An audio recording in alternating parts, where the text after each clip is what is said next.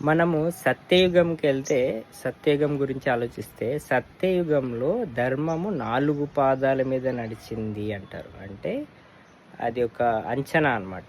అంటే మనం ఏదైనా కారుకి తీసుకున్న ఒక ఆవుకి జంతువు అయినటువంటి ఆవుని తీసుకున్న 4 కాళ్ళు ఉంటాయి కాబట్టి అలా ధర్మం 4 పాదాల మీద ఉందనేది ఆలోచిస్తే ఎగ్జాంపుల్కి మనం ఎలా తీసుకోవాలంటే 400 మంది ఉన్నారనుకోండి ప్రజలు అప్పట్లో.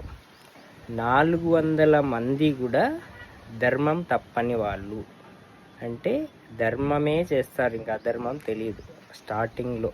అప్పుడు ఎలా ఉండేదంటే దేవుళ్ళ దగ్గరికి మనం ఇప్పుడు మన పై ఆఫీసర్ దగ్గరికి వెళ్ళాలంటే మనం ఎంత ఈజీగా వెళ్ళి మాట్లాడతామో అలా దేవుడితో డైరెక్ట్గా వాళ్ళు వెళ్ళి మాట్లాడాలనుకుంటే మాట్లాడేవాళ్ళు. ఎప్పుడు? సత్యయుగంలో ధర్మం 4 పాదాలు ఉన్నప్పుడు.